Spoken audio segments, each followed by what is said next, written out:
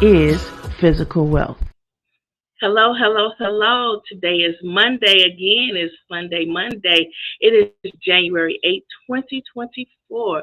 Imagine that. We made it 4 days into the new year. 4 days into the new year. And if those that didn't make it, I'm sorry for your losses. But they made it into the new year when a whole lot of people didn't. A whole lot of people didn't. So I want to give some people time to get in. There's some people that I saw on Facebook, and I was like, hey, if you see me live, come on, I'm gonna throw you a line. Let's talk about it. Let's flesh it out. Um, Sometimes with Adroit Living, I like to try to make sure I give everybody the opportunity, if they want, to come on and talk about some of the things that we talk about behind the scenes. For example, sometimes I'll post something on Facebook and I'll say, hey, you know, just some random thoughts just to get it out there. And some people, they'll say something, they'll comment, and it's like, yeah, okay, we can talk about it more. We can talk about it more. Sometime when I get, when I'm online live streaming on the show, you could come on and say your piece and we could flesh it all out there. So, yeah, definitely. If I said that to you, I meant it. Okay, I meant it. The Adroit Living session is the time where I try to volunteer time to, talk about some things and show how each episode is catering towards mental health and exhibiting that mental health is physical wealth. A lot of times people don't understand how that's correlated. What's the connection between that? We don't make a lot of connections with some really formal logic. And it's not just, you know, it's not just me. It's not just you. It's all of us. We're not making that connection to show that, yeah, these things are related and they're significant. So when we're looking at it like, oh, that was just a little thing and that little thing doesn't add up to anything. Yes, it really did. It added up to a whole lot. And what we didn't know is not only is it affecting you mentally, it's affecting you financially. So we want to make sure that we understand that mental health is physical wealth.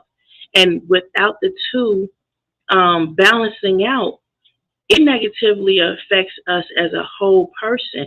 And I like to talk about the whole person as opposed to just focusing on, just the one or two things in our life. And it's like, oh, well, we're going to target that. No, we're going to talk about the whole thing because I'm not wasting my time climbing, mountains that man makes. And then, when the weather comes, it's like the mountain is gone. It's like, fair weather type of situations. So I'm trying to give everybody enough time to come on. So people who said they wanted to be on, it's like, bet. I'm like, yeah, I see you. I'm going to be looking for you. But I'm not going to say any names because that person, I don't see the right here. So I'm going to wait and see if they come. But anyway, crap happens, life happens. And we can't do, just anything randomly and just, we may have good intentions, but it's like something comes up and we got to do whatever that, thing that came up is.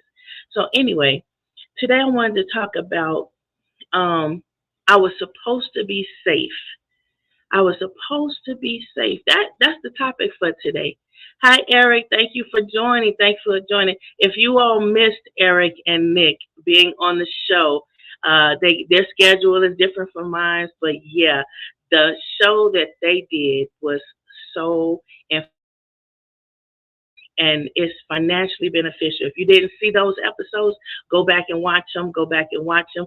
We're going to see when we can get Eric and Nick back on the show again because, yeah, those shows were very informative and it will help you financially. So go back and watch those episodes. I was thinking about how we're supposed to be safe in particular safe spaces, and we're not necessarily safe in those spaces. For example, I grew up on the streets of Chicago. I wasn't necessarily on the street. I was just on the street long enough to get from point A to B because I had people in my family that was like, well, You got to learn how to navigate the public transportation until you get a vehicle.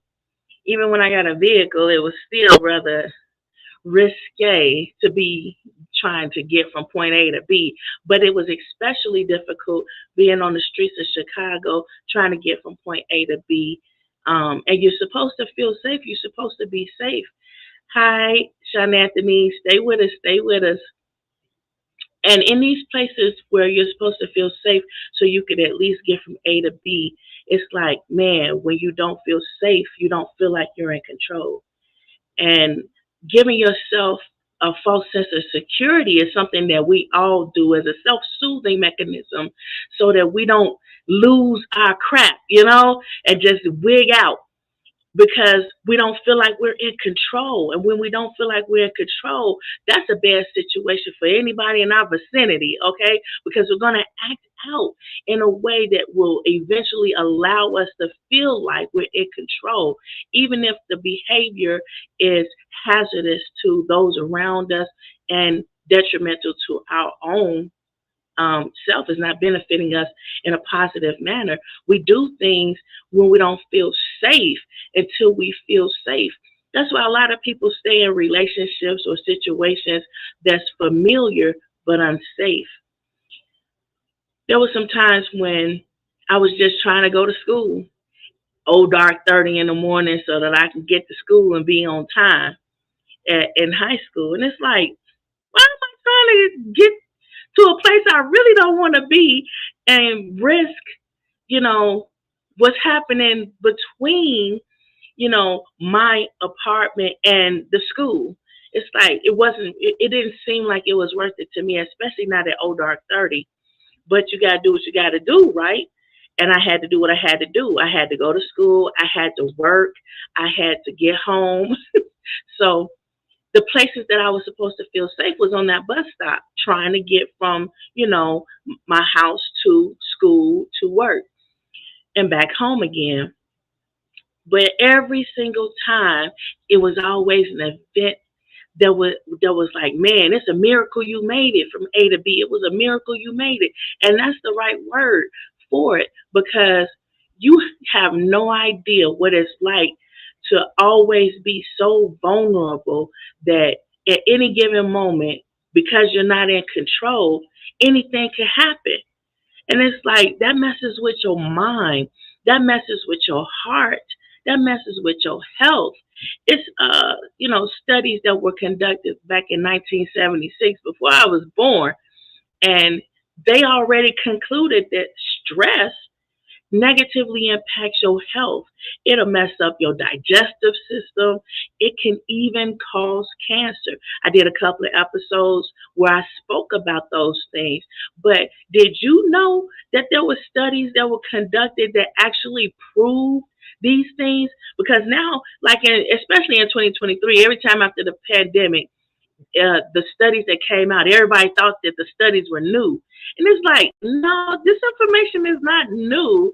These emerging studies are not necessarily providing new information. It's basically a part of a longitudinal study, meaning a study that was made aware a long time ago. And now we're just updating the information to see if it's relevant today. It is, because sometimes we'll encounter traumatic incidents or moments where we're supposed to feel safe, and for whatever the reason, something happens and we're not safe, and we recognize we're not safe. And there's a chemical reaction in our body that starts to try to help us and heal us.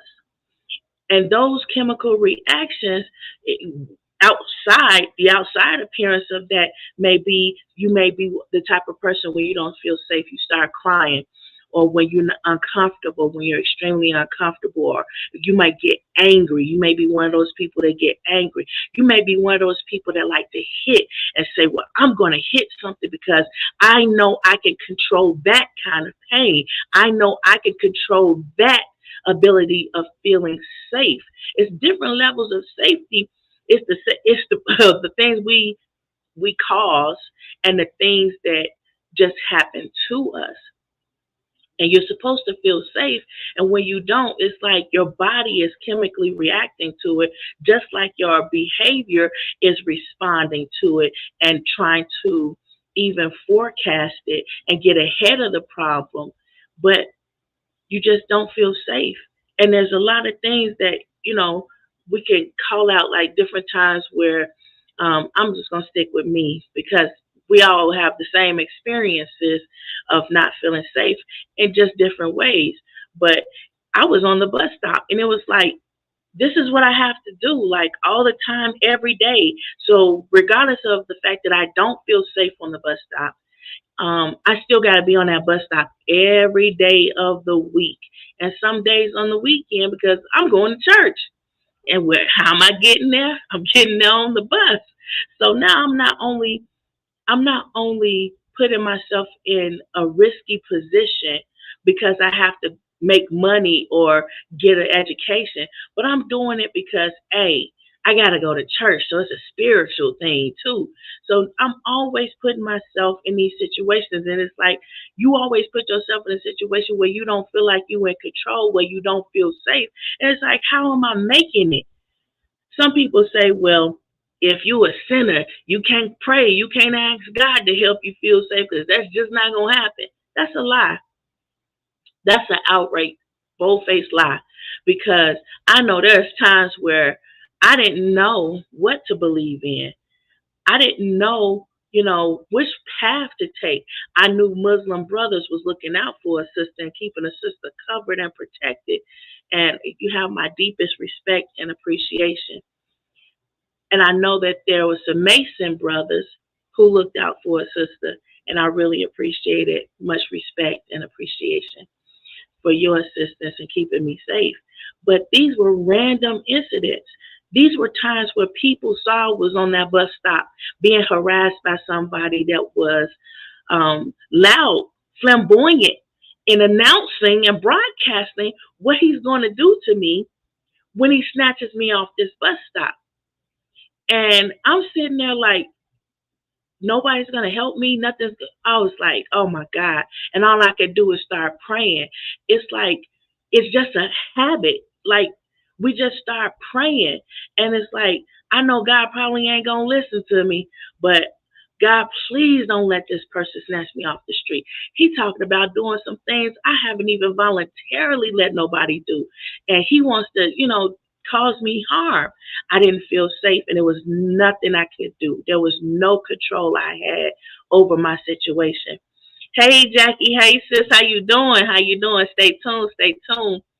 And it was messing with me mentally, because this is my day to day. This is a situation that I'm going to constantly be in. He's going to always know that this is where I'm going to be. What do I do? All I can do is pray, because I'm going to be back on that same bus stop at the end of the day, when I got to go back home, and when I got to go back to school in the morning every day. And I'm just standing there praying and waiting for that bus, looking for that bus. Like, man, where's the big mean green? Where's the CTA? Chicago Transit Authority has this big old green bus. And I'm looking for it, and I'm praying. And some Mason jumped out of his sports car on 79th in Chicago. 79th Street is the strip, okay? So he jumps out of this car. The car is still running. He got the driver's door open. And what does this brother do? He say, hey, little sister, you okay? And he rips that dude a new one. And that dude never came back again. He said, stay safe, little sister. He let me know he was a Mason, and he felt I was his sister. So I was like, I'm not gonna correct him. God work in mysterious ways. And I don't know what happened. I don't know what was going on. All I knew is I did not have control over the situation. And I started to pray, even though I wasn't really sure what to believe. I go to church. I hear these people talk about God. I have Muslim friends. I hear people talk about that. I have people that's from Russia. They transfer students in, and they talk about faith and talk about it. And what to believe. All I know is there was one correlation between all of those different faiths. They all believed in the Creator, the I Am that the Bible talked about when he said Moses said he went to the Pharaoh and he said, who do I tell the people you are? There's many gods.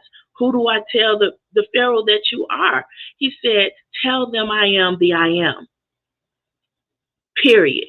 And it's like, wow, that's some boss level type stuff right there. I'm like, wow.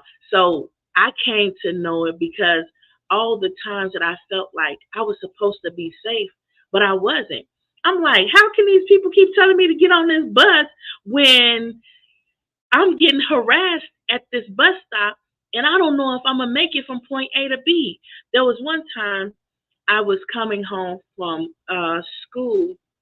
I think I was in college or high school. I don't know, because all the way up until I was like 25 with my first kid and starting on my second, I looked like I was 14 and I didn't even weigh 100 pounds. So I was like, the wind was bullying me around and I'm sitting on a bus stop by myself at Old Dark 30 every day, wondering how I'm getting harassed.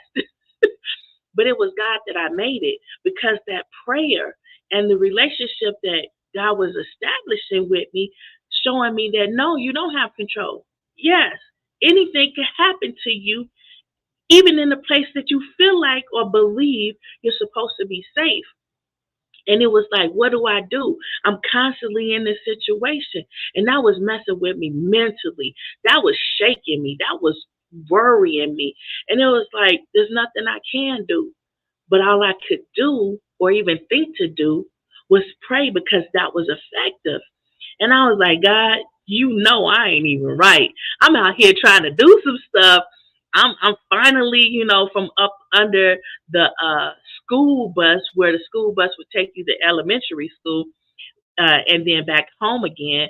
I'm finally from up under that, and I'm out here. I'm trying to do some stuff. I'm trying to experiment. I'm trying to find out who I am, let alone who I am spiritually and what I believe in spiritually, because there was so many different things that you could do, and it's like, man, I want to try some stuff, and it's like, you gonna answer my prayer because I'm in a situation that I can't control. Like, man, I feel terrible that all I do is ask you when I'm just, when I feel like my life is on the line. Yeah, a relationship with God is bar none. And I had to learn that the hard way.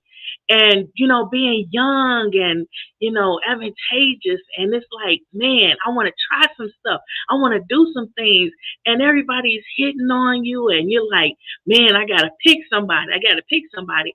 And every time I was being harassed sexually, on every time I felt like I was being, safe or should have been safe, and I'm being harassed, it's like, man, I think I need to pick somebody so that I can voluntarily give of myself before somebody takes me against my will.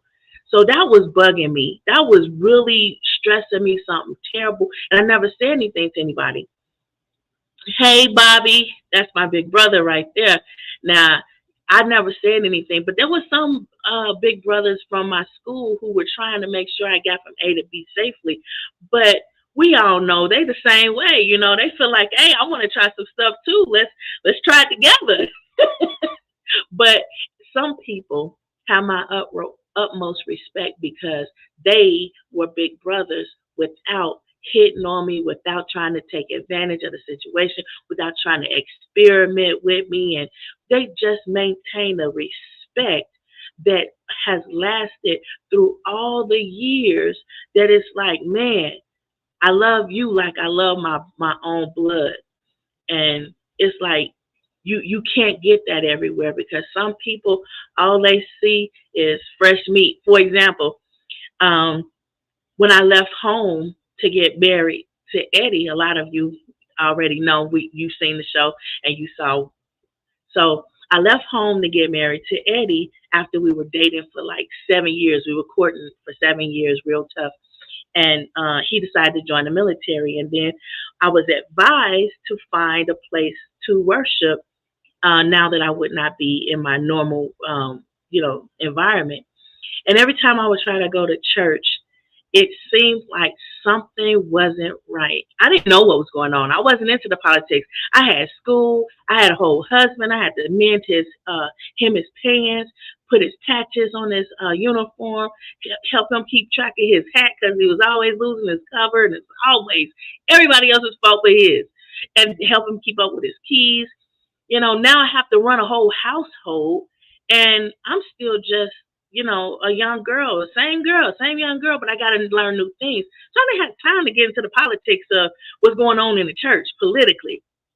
But I knew I had to find a place to worship because that's what I was told, and I try to do as wise counsel guides. And it was like something that wasn't right. And then I had a son. I had the two little boys, and I was like, man, I feel terrible. They need to, be in the environment just like I grew up in church. They should at least grow up in church and try to find their way as well. I don't guide them as to what, their faith should be. Just, have a relationship with God. I don't necessarily think that people should label just, because there's so many things that come with the labels. But anyway, we went to church, and this pulpit was literally waist high from the ground. And I came in late, try to have two kids and be at church on time if you want to, okay? It just wasn't working out for me. I'm just saying. You might be able to do it, but I couldn't do it. I was always late. And dragging my two little boys who were excited to go. They was like, well, we're going to church. Okay, can I get my suit? I want to get my tie. And let's put my military, because their dad had this little tie for the military. It was a little thing, and it had a Navy symbol on there. And it was like, oh, just like daddy, just like daddy. And of course, I'm going to say yes, just like daddy. Hey, Mike. Hey, thanks for joining us. Stay tuned. Stay tuned. So we get into the church. This man, and remember how the suits are, okay? Remember how I said that. Were you on Friday? Yes, I was on Friday. You got to catch that episode. Your wife was there. Your wife was there too. But she had a question, and I meant to address it. If she asks it again today, I'm going to make sure I address it a little bit more thoroughly. But I wanted to give Nick and Eric the opportunity to say what they were saying, because what they were saying was so financially beneficial. I wanted to make sure we fleshed it out. But anyway, so this preacher, and when you open the door to get into the church, it's like it's the aisle, and on either side are the chairs or seats or whatever, and the usher was going ahead of us to find a seat for three. And I was like, okay. And then the preacher saw us come in there, and he was talking, and the way he was talking changed, it shifted. And then after a while, as soon as the usher left to go find a seat, he was like, he jumped down from that big old pulpit that sits waist high, and he startled the security, who was like, their back was to the pulpit, and when he jumped down, the security was like, what, because they're supposed to protect the people on the pulpit, and they was like, what, they didn't know if they were supposed to catch him or what was going on. So then I started praying, because I was like, this don't feel right. Here I am trying to do the right thing and be in a protected space, be in a safe space. And this man jumping down from the pulpit, he done left his wife, he done left all the other preachers up there, and here he come, making a beeline straight for me. And I just start praying. And if you ever went to church, you know that when the preacher stepped down from there, everybody in the audience wants the preacher to lay hands on them and pray for them and things like that. They want the pastor's attention. So I started praying, and then all the people started to climb into the aisle because they wanted his attention. And then thankfully, the usher came back, escorted us to our seats. And I was like, man, something just don't feel right. And then I took the opportunity for when they came around for the offering basket, me and my two little kids, we got the heck out of there because it didn't feel right. Something was going on. And then I came to learn that every time I tried to go to a church, now I have 4 boys, and I was, again, trying to be in a safe space, trying to put my kids in a situation where they growing up in church just like I did, so they can, hear different things about God from not just, their peers at school, but and their peers with homeschooling, but they can experience church, firsthand. It just didn't work out that way. It was four of us. Now, my husband's deployed for 3 years, and I'm trying to find a church that I can go to, feel safe at. It's a bad neighborhood, Martin Luther King Drive. Let me tell you, any place that you go, we were stationed in different places, but any place you go, if that state, that country, whatever, has a street named Martin Luther King Drive, it's probably some place that you might want to, stay vigilant. But anyway, so we went, and I was like, okay, somebody told me about it and I wanted to check it out. It was a small gathering, and the pastor and his wife, they were rather close, and he was up there preaching. And when he saw me come in with my little boys, and all of them got on their little suit with their preferred hat, somebody wanted, yeah, they had different type of hats. I don't remember what the hats are called, but anyway, we go in there with their little suits. Then the preacher, he's a prophet, where he's supposed to hear directly from God and speak the words of God. That's what I believe a prophet is. If there's something different, I'm not a Bible scholar. All the pastors and people that church goers, y'all come in the comments and say what it is, and so I'll put that up. We'll put it out there so everybody can see if that's not the definition. But anyway, he started putting me on blast, like, trying to read me, and in front of the whole audience, in front of the whole church, and all the members keep on turning around, looking and turning around, because everybody know you talking about me, or you believe you talking about me. So I'm like, okay, and he's speaking against my marriage because I came in with 4 kids by myself, and he could see that I was accustomed to being in church because we came appropriately dressed. Now, I know some times changed, and that's not the case anymore, but it was a while ago. So then the preacher started preaching, and he was speaking against my marriage. It was like, well, military people, they out there doing wild things, and you over here doing everything good. You got them boys and whatnot, and you got your head on your shoulders. And then there was a single man in the pulpit that was really close to the man. And then he started rubbing his hands together like, yeah, I'm not fresh meat. And I'm very observant. So I see what's going on. And then he turns, and I look at the dude, and I'm like, now I'm not trying to go against what the prophet is saying or whatever, but I'm like, so then he turned to the guy, and then he looked at me, and then he turned back to the guy, and then he started reading him like, you don't even have yourself together for no woman like that, let alone to be a husband or a father to 4 boys or whatever. So I was like, ooh, messy. So I wanted to know, what was really going on. If this is a place where I can actually go hear a word from God, then later I was like, I don't feel comfortable. And I just so happened to be at a gas station. Again, supposed to be in a place where I'm comfortable. Yeah, I feel you, Mike. I feel you. He was definitely giving some false vibes. And I'm like, I don't know what's going on, but I know I'm supposed to find a place where I can go to church. It's like I'm out in the wilderness. What am I supposed to do?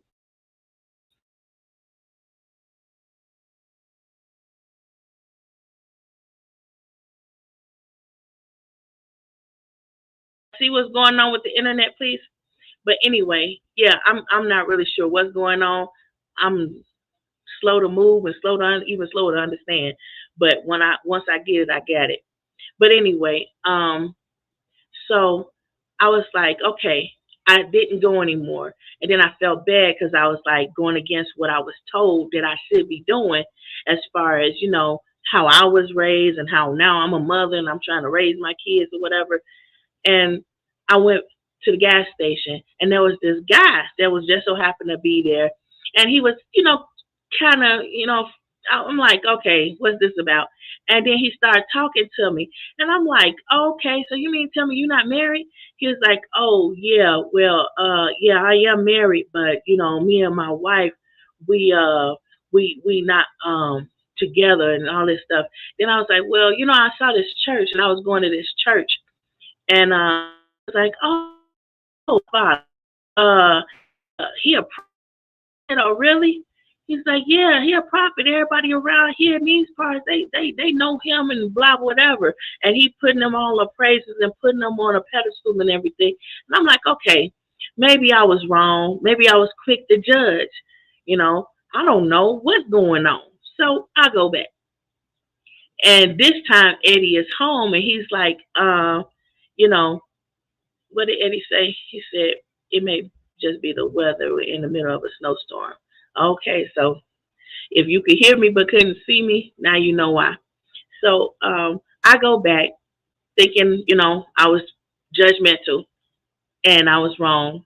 So I want to go back and find out and confirm. So I go at Eddie's home and he was like, no, he didn't want us to go. And he's not going with us anyhow. So anyway, he started cooking some mackerel. He's like, no, y'all gonna eat this dinner. I'm making some mackerel. Y'all gonna eat the dinner first. I said, well, we can eat it when we come back. We already dressed and ready to go. It's already started. He was like, no, y'all just sit down and eat. So we smelling like mackerel, but we go anyway. And we sit way in the back of the church. Let me tell you something. It don't matter where you sit in the church or school or wherever you are. If you've been around somebody cooking some mackerel and then you eating the mackerel and all that smell, it was a small house. It was like 1,400 square feet max living space. So when you start cooking mackerel, everything in that house gonna need to air out to include you.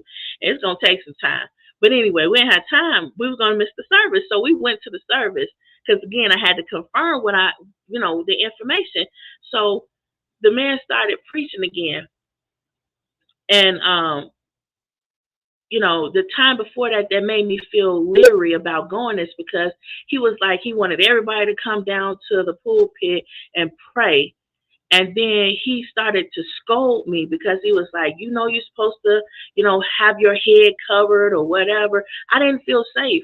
And then I look over and there's an older woman and she's got a shawl that she took off her neck to put over her head to be as a covering. And I was like, I've never heard of this before. And then he sent that single man to come over there to cover me. And I'm like, this is definitely not comfortable. So that's why I didn't want to go back. So I felt, prejudgmental about the motives. So I went back to confirm. And when I did, the preacher was preaching and he sounded good. It sounded right. And then he said something. I was like, well, I approached him afterwards. And he said something. I said something to him because I grew up under a prophetic ministry. So I know how a prophet's supposed to work and how they're supposed to act. And this guy was not, giving me that, but everybody's different.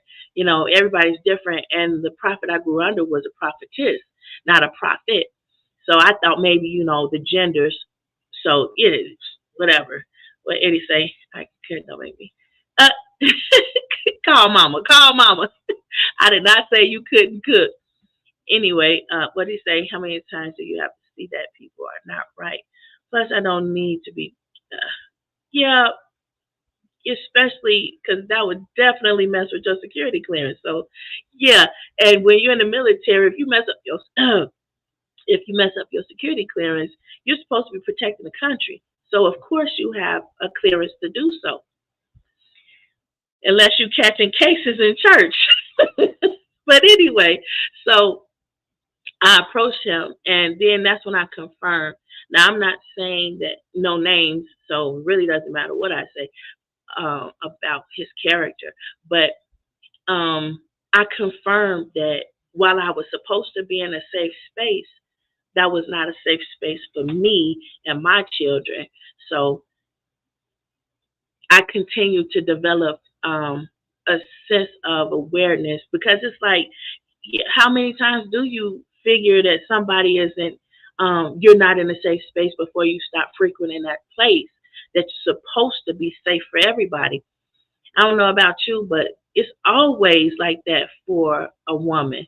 For me as a woman, it's always been like that. I want to go places. I want to do things. It's supposed to be a safe space, but it's not. It's like, oh, I got to maneuver. I got to do something. I got to keep my head on the swivel. And I don't like public restrooms because it's definitely not a safe space, but it is the place where you are you are extremely vulnerable. And it's like, man, that's just too much for me. I can't do it. So I try not to be out long.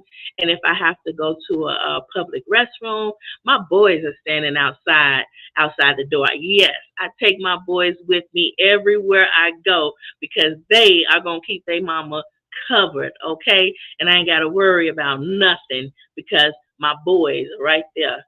And I'm blessed to have them. So I keep them and they keep me. But there were times where it was like, oh, I'm supposed to feel safe and I don't feel safe, but I keep having to put myself in these predicaments. And it's like, how do you stay sane when you can't protect or control how much protection you have, when you can't control how safe you are, when you can't control people taking advantage of you? How do you keep your mental well-being? How do you stay mentally sound? I pray. And it always works for me. There has been times where friends, I know there's some people out here, some friends that I'm sure there's some people out here that can relate. There's been times where friends or trusted people have set you up for a fall, and it's like they smiling in your face and they setting you up for a fall where you feel safe. You're supposed to be safe with these people. They're your friends. They're your family. They're somebody you trust. And for whatever reason, you're not in control of your safety.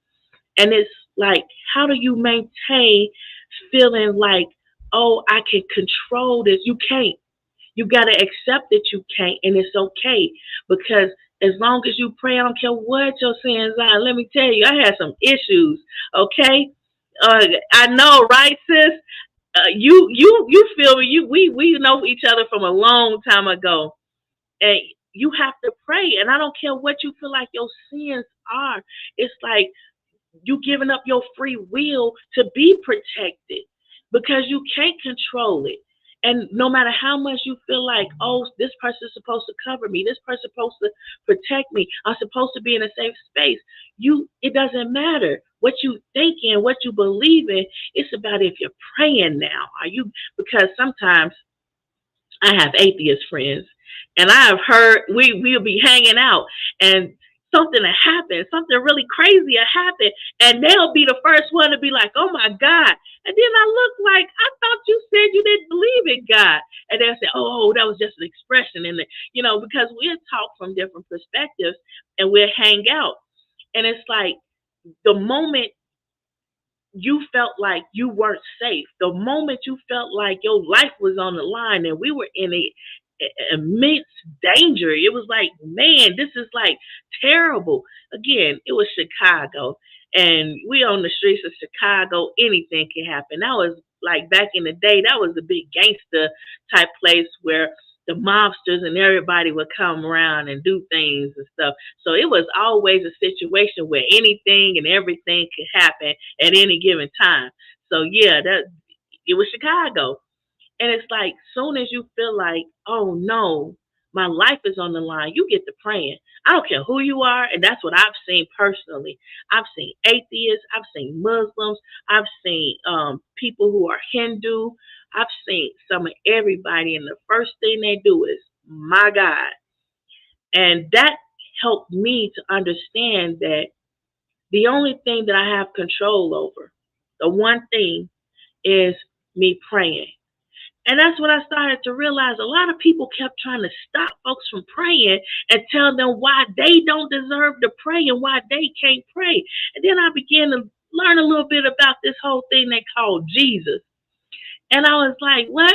God had a child, and he made that his only begotten son so that he could take on all the world's sins, even those to come, knowing I don't have control over anything that happens to me as a woman, and at any point in time in my life, somebody can take from me the one thing that I have sacred, and that's my body, that I'm supposed to give to whoever I want to give and whoever I love.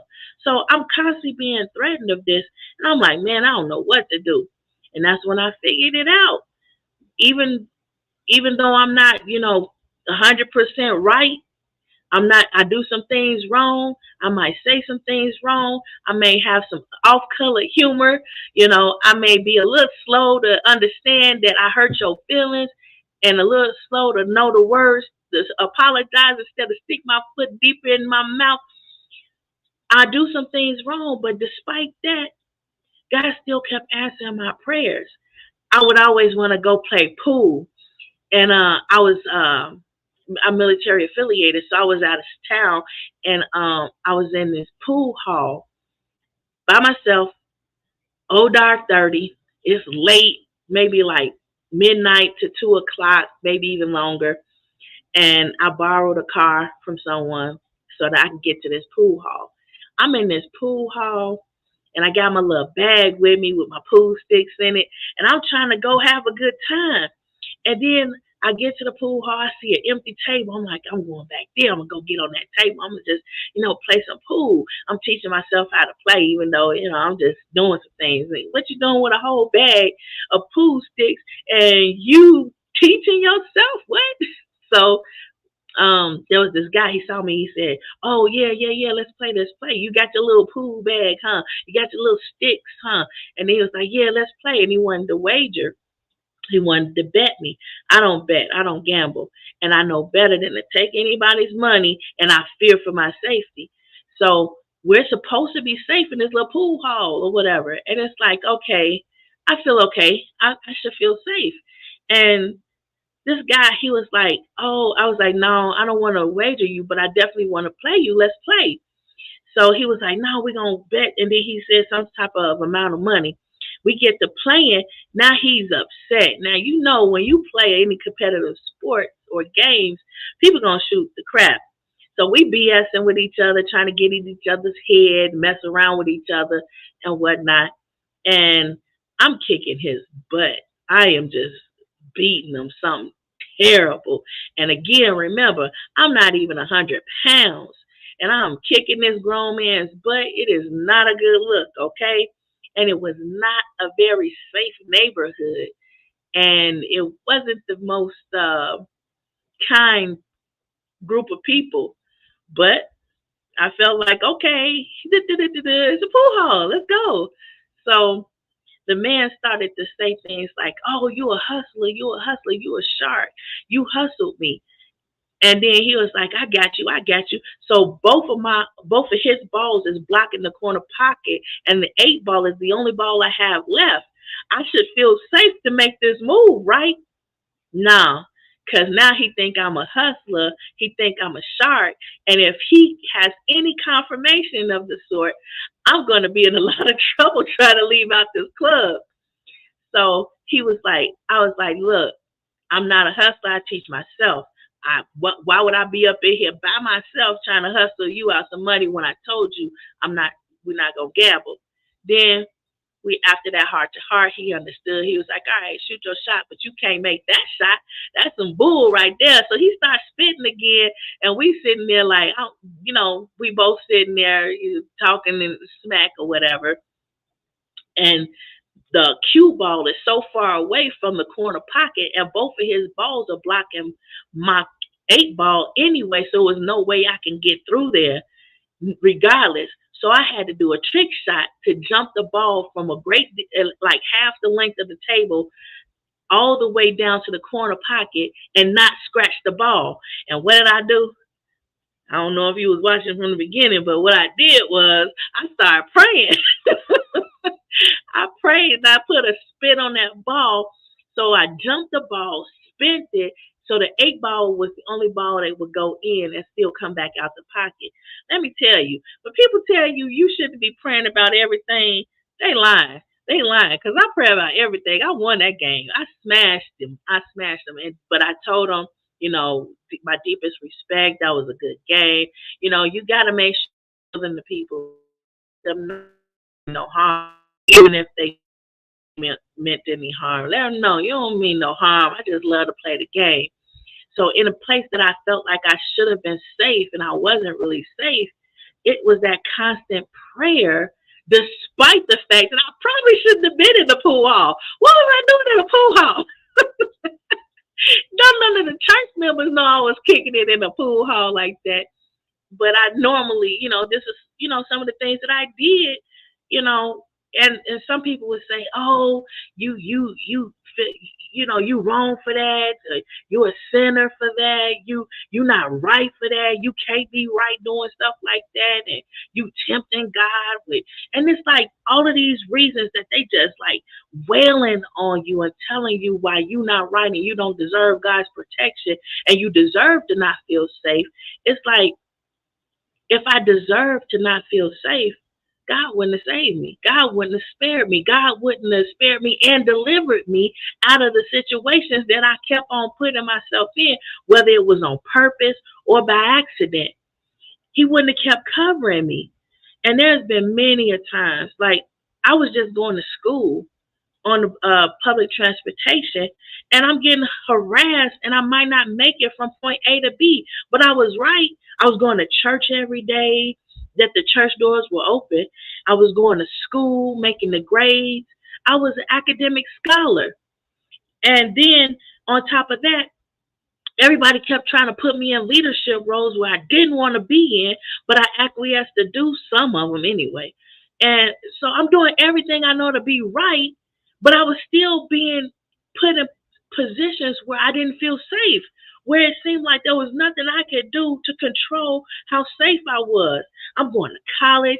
I'm sitting here trying to do the right thing. I went to high school, made it to high school, still came out a virgin, and I'm going to school, going to work. I'm doing all these things and I'm being put in positions where I'm doing the right thing, but I don't feel safe because I'm constantly being attacked, constantly having my life threatened. And it's like, man, so you mean to tell me that no matter what I do, this is just what I'm going to go through, then why don't I have a little bit of fun?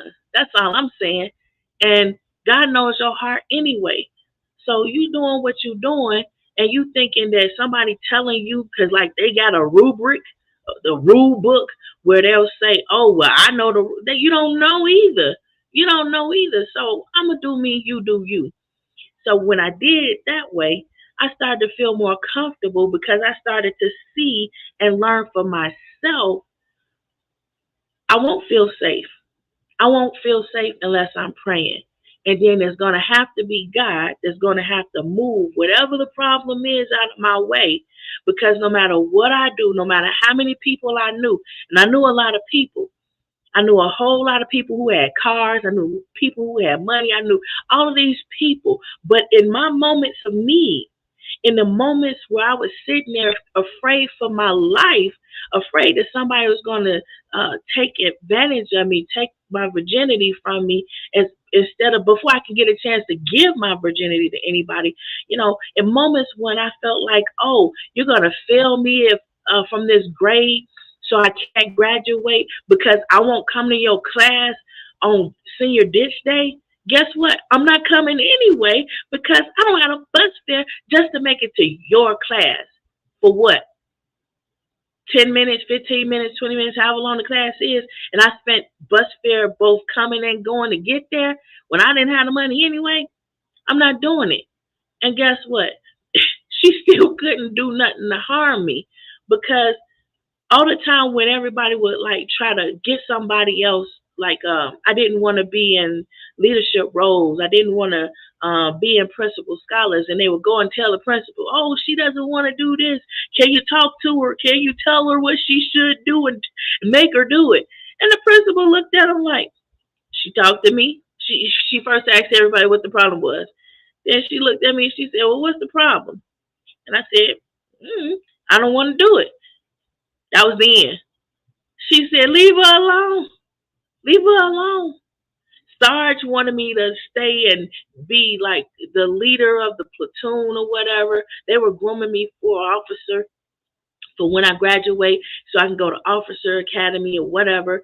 And the peer leaders group wanted me to do something.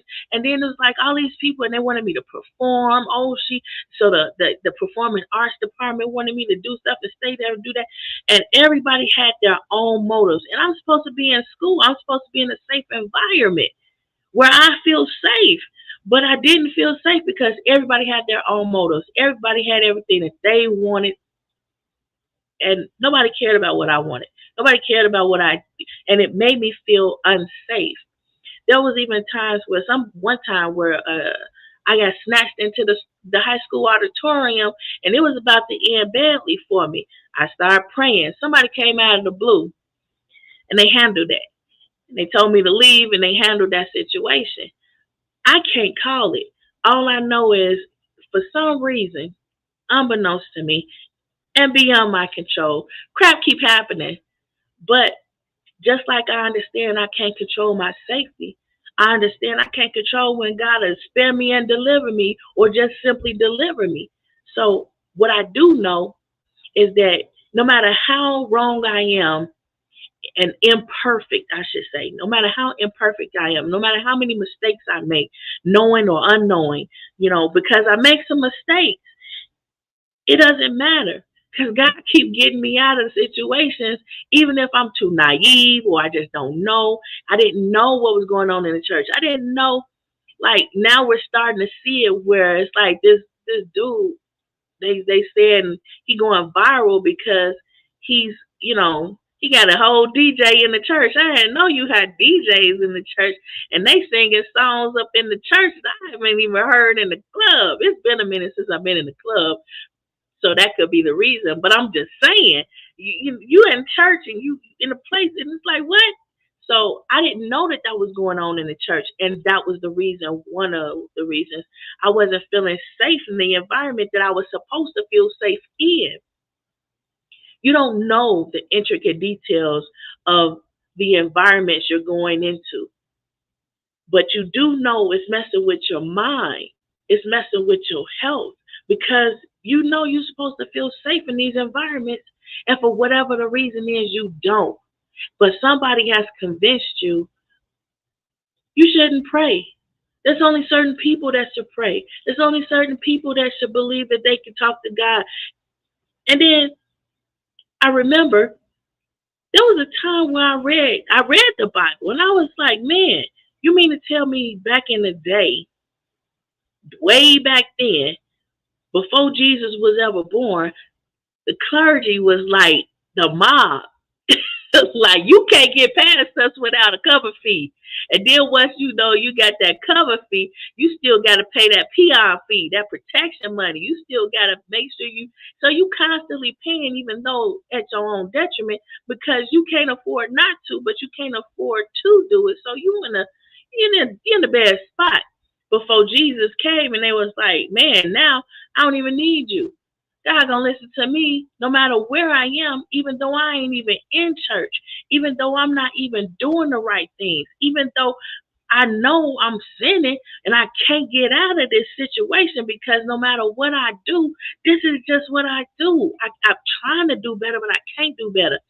But no matter what you do, you can still pray, and even though you're not in a safe space, you can pray, and that space can become a safe space. Now you come to understand that regardless of how right or wrong you are, regardless of whether you're doing the right thing, or so you think and everybody's in agreement of you doing the right thing or doing the wrong thing, as long as you pray, God's gonna hear you anyway.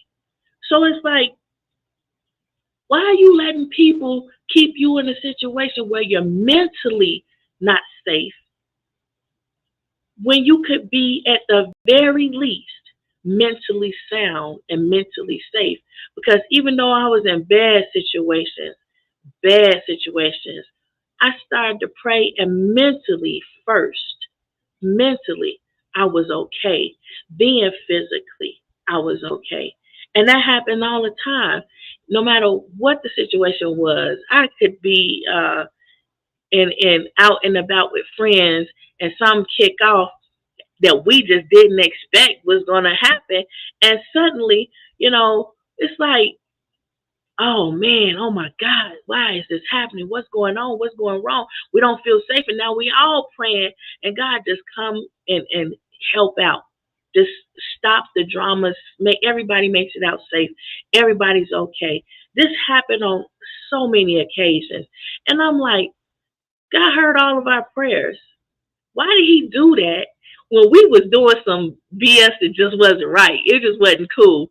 We were young, we were tripping, we were having fun, and it was like, man, y'all kind of needed that little shake to let you know you're going a little too far. I see the whole pandemic in that kind of way. The pandemic came and it shook the world, and the world started praying. But prior to that, everybody was like in positions where they were supposed to be safe and they weren't.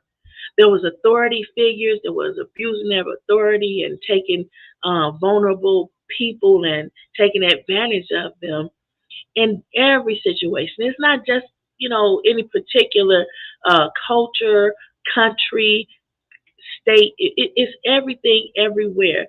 But when the pandemic occurred, it was like that shake, that jolt, where everybody was like, I don't feel safe. I'm supposed to feel safe. We locked up in our homes, quarantine. We're supposed to feel safe. We don't feel safe because even though you were locked up in your house quarantining, still got sick.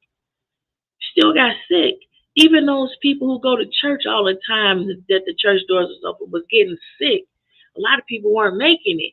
And it was like, oh my God, now a whole lot of people starting to mentally get shook and start to pray. And there was a united cry like, God, and you knew you wasn't right, but you calling them anyway. You're not letting nothing stop you from calling them because you like, man, I know I ain't right, but I'm still going to pray. And first, you were okay mentally, long before you were ever physically okay, and you kept on praying. And during that time where we get shook like that and we start praying, we start making promises. If you get me out of this, I'm not going to do this. I'm not going to do that. If you get me out of this, I'm just give me a second chance. I'll get it right. I'm going to get it right this time because I knew I was doing wrong. I was doing it on purpose because I wanted to enjoy living. I wanted to enjoy life. I wanted to try some stuff. And it's like, man, I ain't going to do that. Just give me another chance. I ain't going to do that. And I'll pray more. I even go to church. I even this, that, and the third. And then you get okay. You get in a situation where you're okay. I'm not saying that you don't have like what you call it,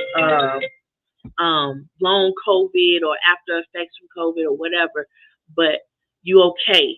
You mentally feel like you okay, and then you physically feeling better, and you're like, okay, woo, and you shake it off. You shake it off. You're like, all right, I'm good. And then what happens? You're supposed to feel safe. You're supposed to fulfill your promises too. But then you forget. And it's like, man, I forgot. Then you get shook again because you're going in the wrong direction and now you're praying again. It's like some people, I'm going to close with this part. Some people, they feel like, oh, if I forgive and forget, I'm good. I'm just going to forgive and say I forgot and try hard to forget, and I'm going to forget.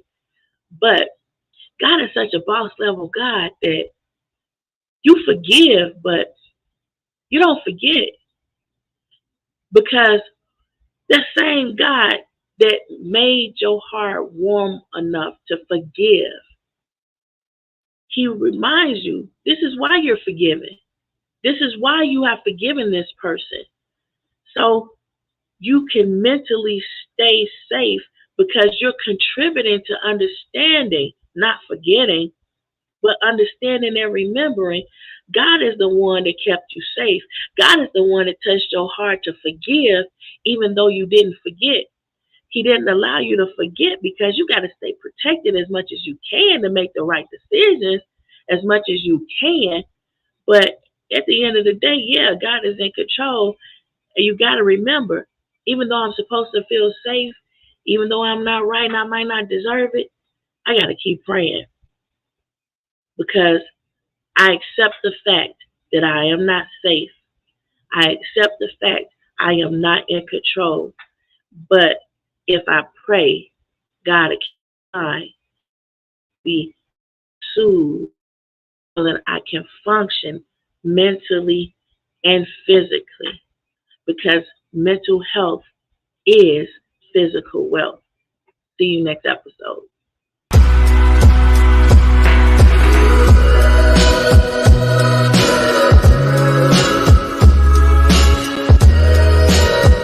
Mental health is